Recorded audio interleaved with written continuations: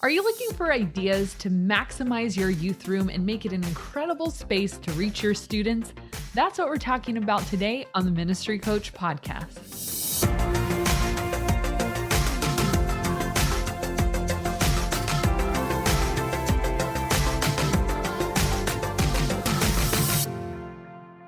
Hey everybody, welcome to the Ministry Coach Podcast, where we give you weekly tips and tactics to help you fast track the growth and health of your youth ministry. My name is Jeff Lascola, and I'm here with the one and only Kristen Lascola. I'm probably not the only one because she took my Instagram handle. So yeah, whatever. You're not. I forgot about that. That's why I'm K Lascola on so many things, because there's some other Kristen Lascola out there. Reach out to her, buy it. Taking all my stuff. Buy a cup of coffee. Cup of coffee. Or a cup of coffee. A cup of coffee. Today's episode of the Ministry Coach Podcast is brought to you by Youth Ministry Booster. So guys, listen, imagine the impact of conference level investment in your leadership and your spiritual life for less than the cost of one student ministry conference.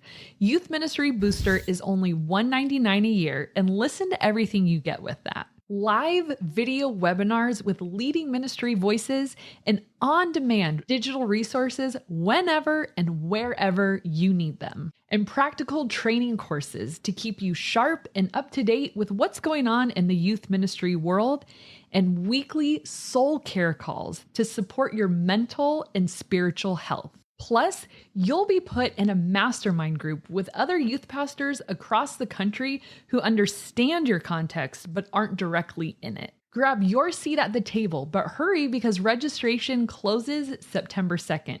To sign up and for more information, visit youthministrybooster.com and join the fun. All right, well, today's episode is all about youth room design and setup. What do you got? Okay, well, first of all, I'm really excited that I even get to talk about this because for years, like how many? 12 years, we were in a rented space. We were a pop-up church at our local high school, and I was in the dance room. So I had a really big room with a wood floor. It was great. Mirrors all across the wall. You can imagine how distracting that is for a junior hire. They have to look at their friend in the mirror. Anyways, we put banners up eventually with our logo because it was like a nightmare. So we did pop-up church every single Sunday, and then we leased this new building. We got to design our rooms from the ground up. So all this is really fresh in my mind, and it had been a dream of mine for a really long time. And if you're interested, we're going to do a quick little run through visually of my junior high room at the church, and you're going to be able to see exactly what I'm talking about. For those of you watching the YouTube version, if you're listening on the podcast, make sure you check out the YouTube version to see that stuff. Yep. And I thought, here's a great question to start with. As I was thinking about this episode, I thought the biggest question we need to ask when we start talking about our youth room, this sacred space that we're going to use for years and years to come, where all kinds of magic is going to happen, who are we trying to reach? Who is this room going to reach? And I think that's, at first I was thinking like, oh, let's ask, who is this room for? And I'm like, yes, but I think it goes beyond that. Like, who are we trying to reach by this room? And think about it like this for a second. Who are you trying to reach in your social media? Who are you trying to appear to be, in the public eye, and the branding of your ministry and the vibe that you want to give off, and what you're saying is really important to you, and that's what you use your social media for, or maybe your website, or maybe some of your merch that you sell, or videos that you put out. Your brand. And your room would fall into your brand as well. And so who are you trying to reach? And so your room is going to have certain functionalities, and we'll talk about that, how to make things run really smooth. But I want my room to scream not only like middle schoolers are welcome here, but I want my room to scream middle schoolers are expected here. And this is a space for them, because I expect you to be here, and I've rolled out the red carpet with you in mind. So not just functionality. I want it to say, it's designed for you. And honestly, my room has now become like this haven of hanging out. So right when church is over, all the siblings of my students come in my room. Even some of the parents, they want to hang out. Kids in other classes and ministries and my own students, they just want to hang out in my room. It's become like the fun room to the point where like I'll eventually just be like, I'm leaving, like turn off the light when you leave, like, because it's just such a functional space. So ask yourself these questions. Who's going to be reached in this room? For me, 6th, 7th, and 8th graders. Some are boys, some are girls. Some are active kids, some are quiet kids. Some are parents that are going to be coming through. Some are hungry kids. Some are kids that are nervous and new. Some are kids that want to hang out, but they don't really know what to do with themselves. So I kind of ran through in my mind, like, what are the people that are going to be coming in here and what do I need to have ready for them? So just base level, I started with like an aesthetic for my room. And back in the day, I think it was really popular to have like a hodgepodge. It's like, oh, these are like random couches and we got this donated. And it was more of like this grunge youth ministry look. Youth ministry has been working the grunge look for many years. Yard sale couch. I did it really well for really long. But I think the culture's changed a bit. Like, I don't think kids really want to come in a room anymore that looks like an old garage or an old shed. And it's like, oh, a floral couch and a plaid couch. And someone just left this by the side of the road. I think that was flying for a bit. But now it's kids want to come into a well thought out place that's clean, that looks good, and that has some intention behind it. Now, I wouldn't go so far as to say you need a theme, because I used to think you did. Like, this is the skate room. Right. This is the girly room, and it's like pink with all kinds of stuff. And then right off the bat, you alienate so many people that are like, totally. Not me, so I'm out of here. And the other thing that it does too, it screams children's ministry to me. Okay, I can see that. Because like we had this youth room back in the day called the backyard, and we tried to make it like all cute, like backyard themed, like a fence and turf and, stuff like that. And I just feel like the theming is cute and I love it, but for children's ministry. And our church does a great job of that. Like, oh, like it's kind of like a beach or a circus or, something cute like that. But for students, I think now we're at the point where we need to move into more of an aesthetic, to use more of a social media term, than theme. And aesthetics are much easier to change than we put a giant, monster truck coming out of the wall. And 2 years later, we don't want to do monster trucks anymore. So now what do we do with it? Right. Yeah, you're not like married to this. And it doesn't have to be matchy. So what I did was just came up with a palette. And mine was dark blue, light blue, pale green, and dark leather for the couches.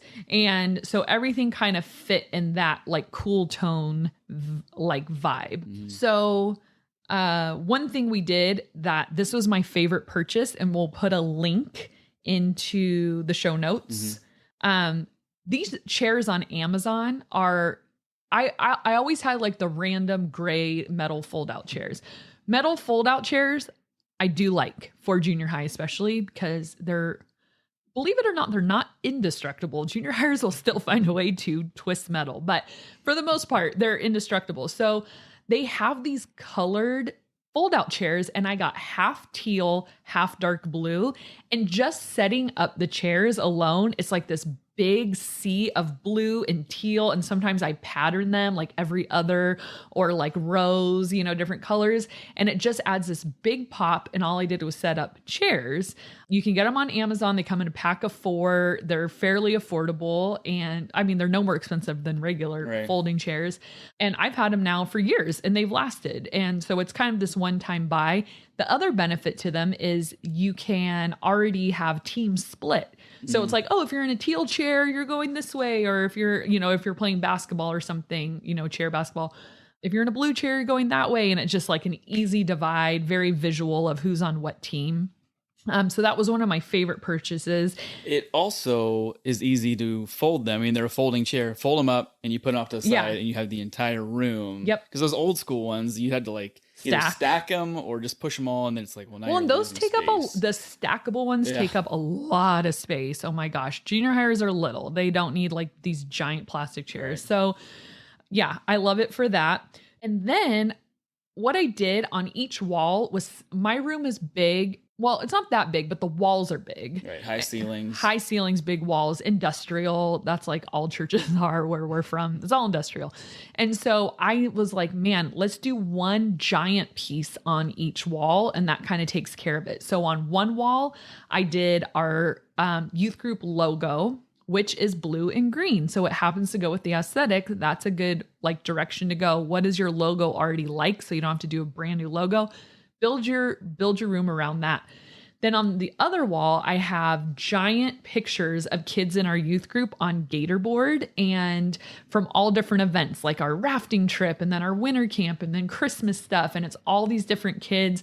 And we made a collage. It's really clean. It's like 9. So 1, 2, 3, 1, 2, 3, 1, 2, 3, big, all perfectly set. They look great.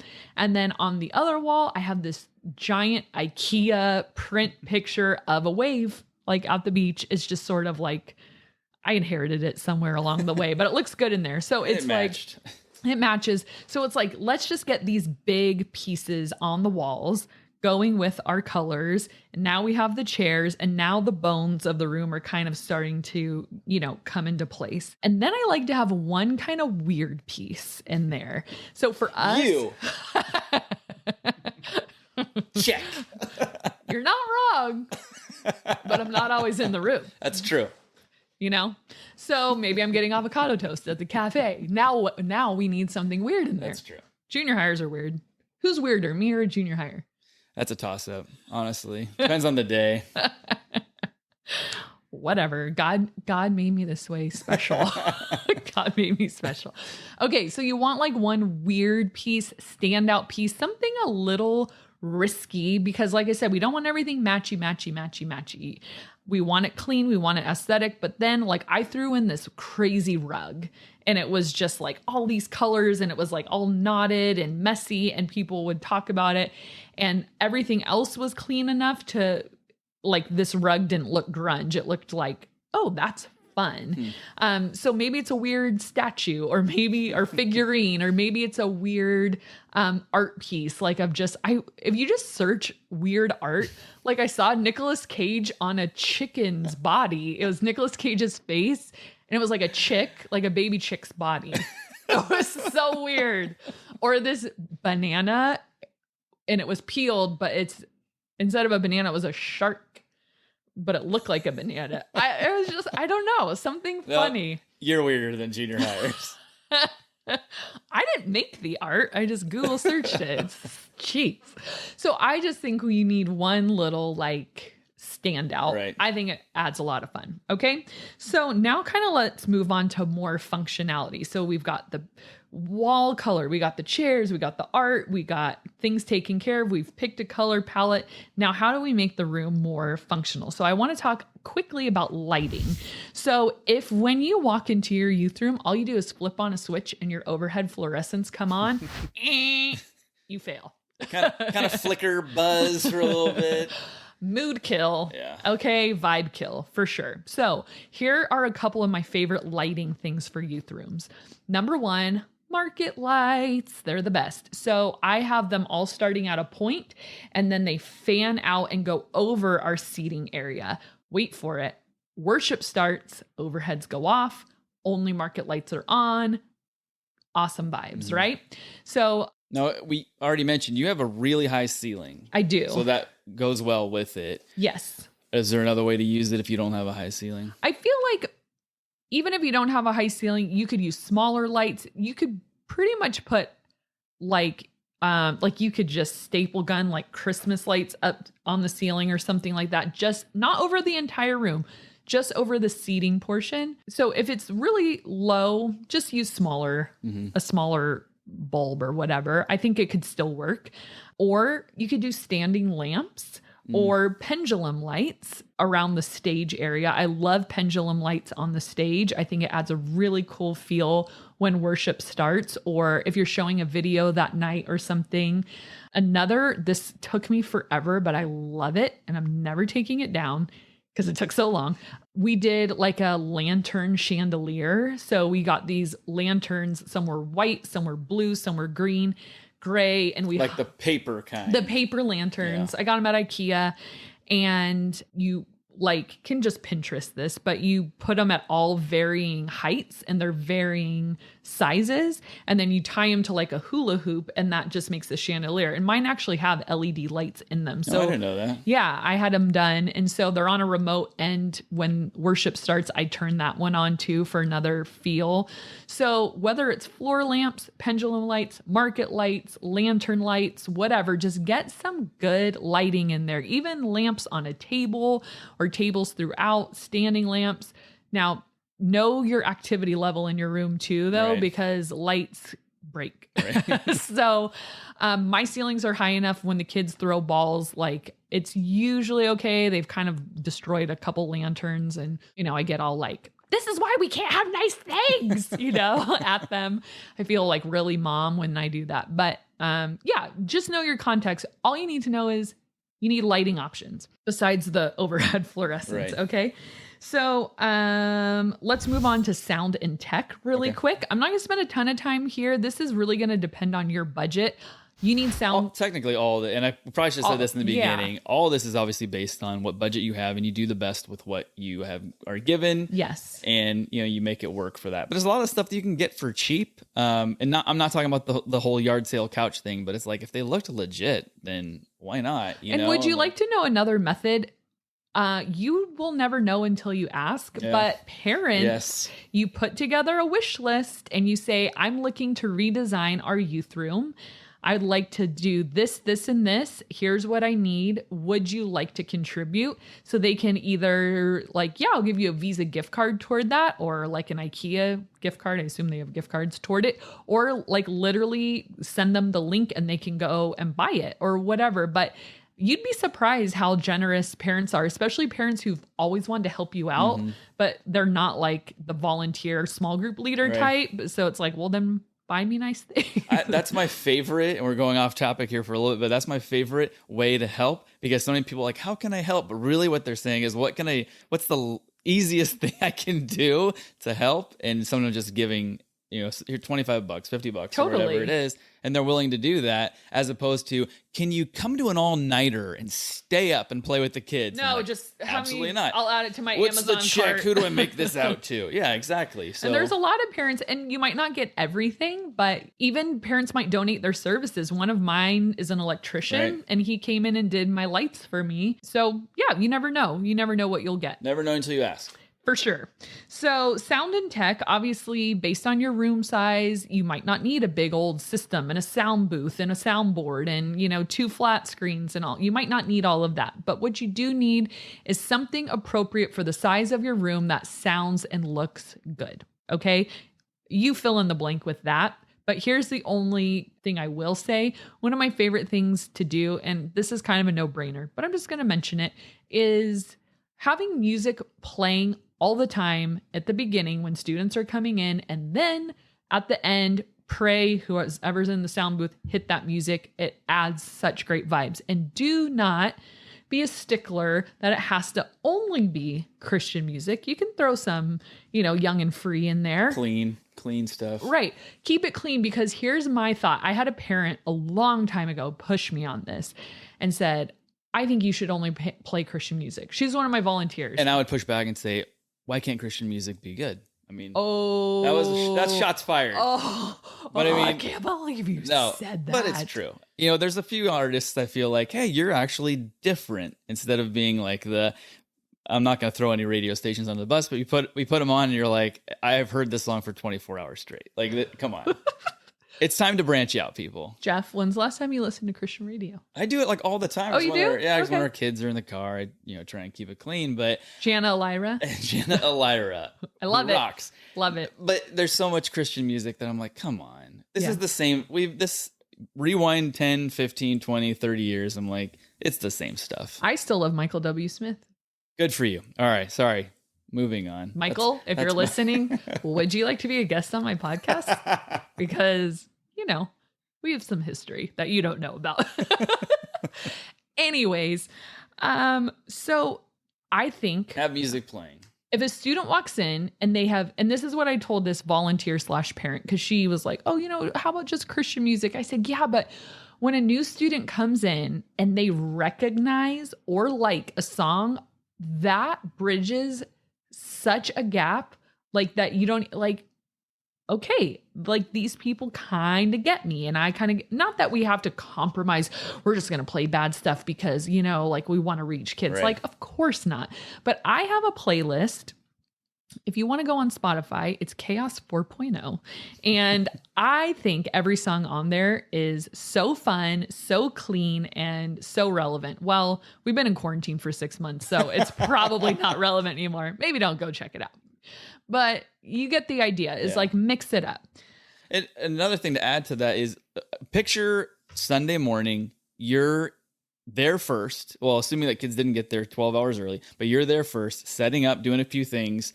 1 or 2 kids walks in. It's silent. Hello. Now how are you today? Now you want to get a couple things done, but now you have to engage. Yeah. Or you can deal with the awkward silence. You have music playing, a little ambient sounds. Now all of a sudden it doesn't feel so just stark awkward. So let's add a layer onto that. So not only is there music playing, but here's my favorite thing to do too with our tech is we have 2 flat screens and I put up a pro presenter presentation of recent pictures of our youth group mixed in with announcements, rotating the entire time as pre-show. So a kid comes in, they can look at the screen, they can listen to music, at least there's something going on. Right. People watch, they watch for themselves. And if a kid doesn't know what to do with themselves, sometimes they'll just sit in the chair and like watch the screen. At least there's something to look at, Or rewind, you're setting things up and they're watching you. No sound, nothing going on. Awkward. But they'll help you, Jeff. Yeah, right. This is a direct quote from one of our junior hires that helped us. How long did he last? Like an hour or something. Then he goes, oh, that's enough for today. Context. He was supposed to be doing yard work to earn money for camp after like 30 minutes an hour. That's enough for today. He decided that was enough. Okay. All right. Bye. Okay. So let's move on. Now, a little bit more of the functionality aspect is information, because when I said at the beginning, who are you trying to reach? You will try to reach parents by this room too. So we have a nice big information table right when you walk in the door. And it's not really meant for students. They can go there, but it's meant to like confront a parent right when they walk in. So on that information table, I have these awesome foam boards that are like long and skinny, and they're called leader bios. They have the picture of every single one of my leaders and then some fun facts about them just so they can see the staff. The kids love looking up those, and it kind of celebritizes the leaders a little. It's just a fun thing. We ask them like, what Disney character do you most relate to? What's your favorite drink at Starbucks? What's your favorite movie quote? Just come up with some fun stuff. And then more serious, what's your favorite Bible story? How long have you been on our staff? Blah, blah, blah. When's your birthday? And then that's mostly for me, so I don't forget to send them a birthday thing. And then on that table, we have our quarterly calendar, because I love when a new parent comes in and I just have, here's everything we're doing for the next 3 months in your hand. You don't even have to go online. I'm handing it to you. You can look at it during church. So I give them a calendar and then info cards. So a brand new student coming in, I want to know their name, their address, phone number, their grade, their birthday, all that kind of stuff, so I can get them plugged into our database the moment that they come in. And then any flyers or permission slips for anything coming up. So we want to make information very available for them just to grab, very clearly set out. I put a big whiteboard on our information table with a fun would you rather question to at least get students to visit the table. Sometimes I put the donuts on there, whatever, trying to get kids a little bit interested in it. So I have to ask you a question. I've never asked you this before. We've been married now for personal. 9 years. Mm-hmm. Before we were married, we were just friends. I used to put on my own, I had one of those would you rather books. I already know what you're going to say. And I used to put them on my fridge just for people to come over and they would answer. Is that where you originally got the would you rather idea? Jeff, 2 things. Number one, you have asked me this before. And number two, What was the yes, I just think you like hearing it. No, because this is a thing. I know a lot of youth groups do would you rathers. Really? Yeah. So I've I been thought doing maybe it for like 12 years. And I was doing it for 13. No, I was doing it before, and I always thought, oh, I wonder if she got that from me, or if. And then later on in life, like, oh, I guess youth groups do this. Would you like me to give you credit every time I bring that up? So Yes. I had this friend. Actually, I want Jeff. you to put a plaque above it and say, I stole this idea in from loving Jeff memory of Jeff Lascola. Nobody knows what happened to him. Yeah. So Jeff, when we were friends, he used to put it on his fridge, and every friend that would come over would sign the "Would you rather." And There weren't really any friends that came over though. Me and like two other people. And it was really fun. Yeah. And so, yeah, that's where I got it. And so kids sign their name underneath which one they'd rather. And then we give a little mention to it, like raise your hand if you'd rather, sleep for 800 years, or I don't know, whatever. Sometimes they're hard to come up with. I let students do it sometimes, but gets rough. So I would ask any youth pastor out there, if you are using a would you rather in your youth room, can you write in the comments when you started doing it? I want to know if I was the originator of this. Oh, wow. That's a legitimate I question don't to ask. think the people listening in Texas or Oklahoma or wherever are listening, I don't think they got it from you. Using my detective skills. I think they did. It wasn't directly from me, but indirectly. Just a series of 6 degrees of separation. Yes, 6 degrees of me putting would you rather on my fridge. Okay, I'm ready to move on. All right, and the last category. Apple started in a garage. That's all I'm saying. Go ahead. Was it on a donated couch that they found down the street? All right, so now this is actually the most important part, and this is the community builders aspect of your youth room. So I declare I am a huge huge advocate of video games in the youth room. Now, I have been fought on this before by some well-meaning people. Yeah. Here's my thing. People listen to me. Everything I do has a strategy behind it. Okay? Here's my video game strategy. Get as many controllers as possible. I don't know a lot about video games, okay? I don't, but I know you can have a lot of controllers for certain games. My kids love to play Smash Brothers. I'm horrible at it, so I just watch. But here, that's the springboard. Student walks in, never been to your youth group before. Why are you smirking? Why is this so deep? Because it is deep.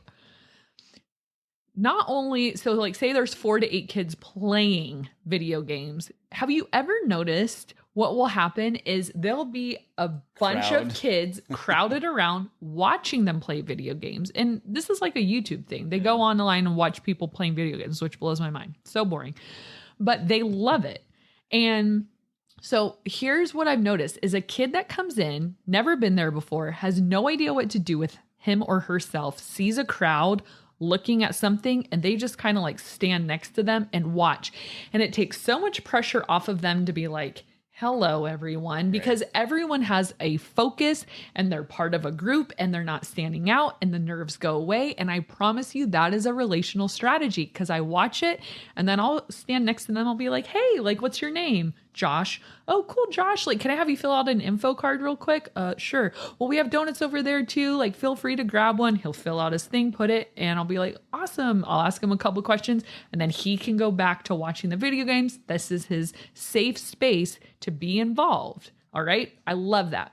But then, and a lot of kids just love to play a video game. So it's not all like, the strategy on the other end is like, it's just fun and people love doing it and it gets competitive and they're like being loud and it just adds this fun, like ruckus. And I love it, you know, and my leaders are really competitive. So they'll play with kids and just like, it's a relational builder, especially for the boys. They just really love to do it together. But then we need some active stuff too.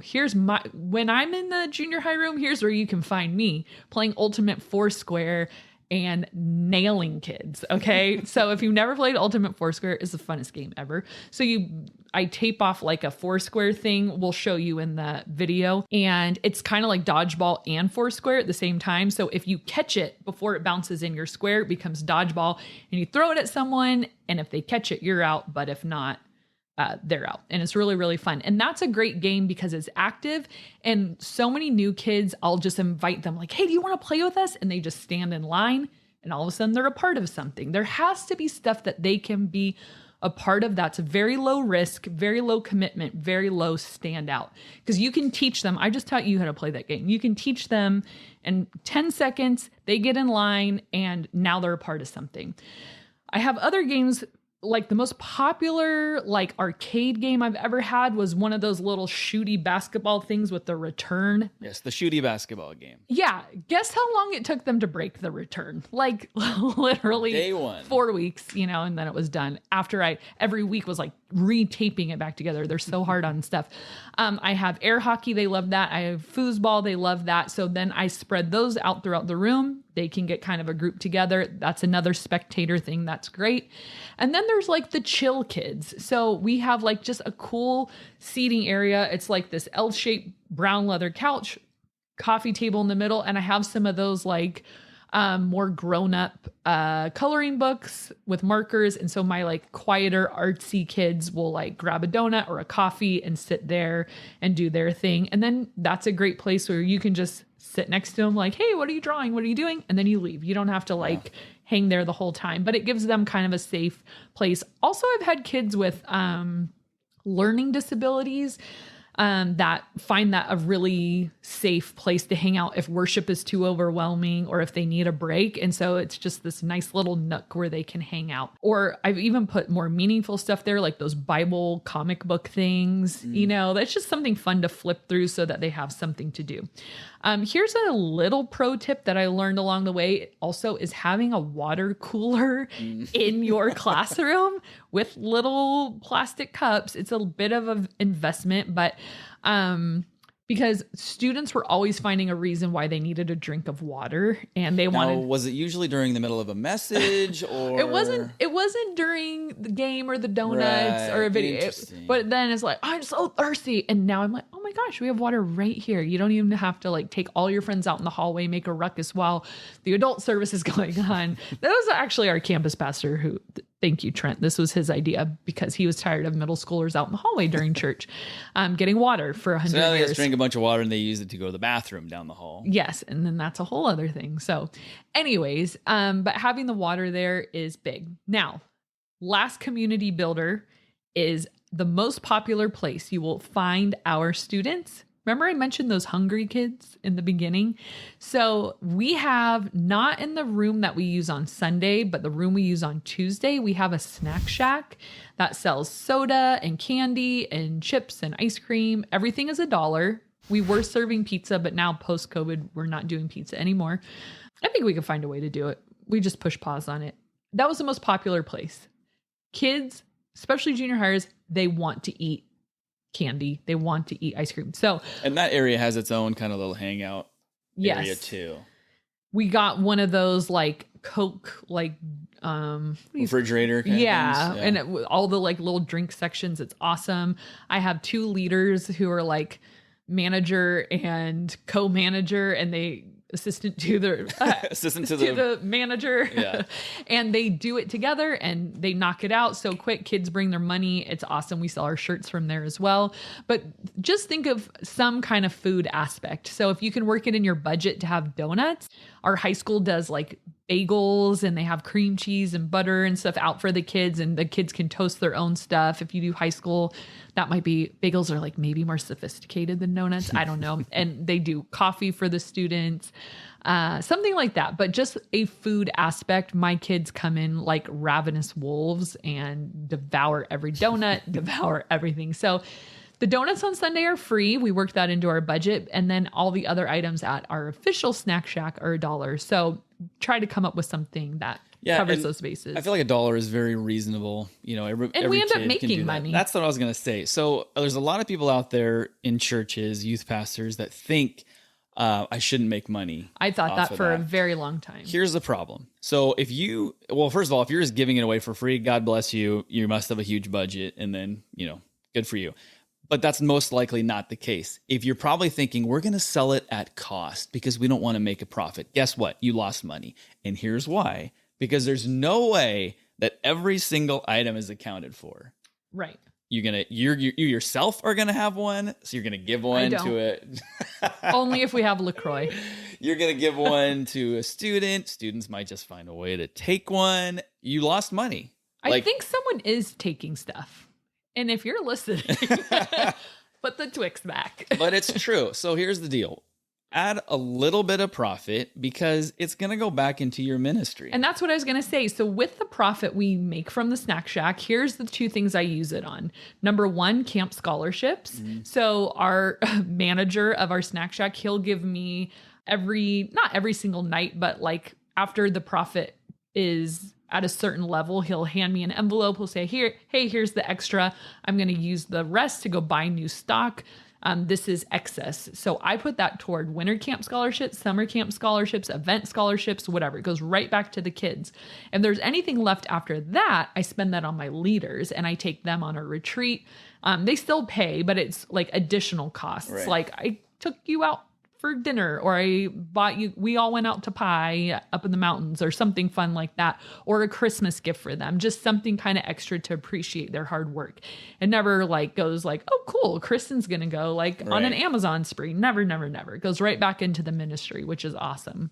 Yeah, I think that's totally reasonable. And I think if you're not doing it, seriously consider doing it. I wish I would have done it sooner. I was always giving everything away for free. I never wanted to charge for anything. I was always so apologetic. And then I'm like, $1 right, if for all this stuff? If you're charging money for it, if you're making a little bit of profit, then you can hey, winner of this game gets a free whatever. Yeah, that's a great point. And then we're not as tight-fisted. Or like a brand new kid will show up and I'll be like, what do you want? Like, let me get you candy and a soda, like pick anything. And it's just such a hospitality thing. And we can be generous because we're stewarding it well. Right. And I think that's what it comes down to is steward well, you can be generous, Steward? Went over so many people's heads, but that's Mad okay. TV. Look it up. All right. Do we have another section or was that it? Nope, that's it. I wanted to ask you one question here at the end. So what about stage? What do you think about stage location, stage size, things like that? I guess it really depends on the size of your room. I like a slightly elevated stage. I just think it makes people be able to see you better. And then when you invite kids up, it's more special. So yeah, we have a fairly small stage and it's about 5 inches, 6 inches off the ground. Just a step, basically one step. One step. So I think if you can build a stage into your room, awesome. If you can't build a stage into your room, then you probably want to start your first row of chairs a little bit further back because then you can just put like a cool rug down and denote the space a different way with maybe like a background or something like that. Okay, and the last thing I want to say, I've been saying some controversial things, so why not add one more to it? There's a lot of people probably listening to this who are saying, you're listing lighting and mood lighting. Because I didn't say anything spiritual. Yeah, and there's going to be this whole aspect of like, oh, you didn't mention the Bible. And all you need is just reading from the Word. To that person, well, I have many things to say. Okay. Before you get too feisty, can I tell you something? What? I have a bookshelf in my room that's a ton of Bibles. And so if kids forget theirs, they can borrow one. But everyone has to hold a Bible. Okay. That's good to have, and it's very useful and functional. I'm talking more about people just saying you shouldn't have this stuff.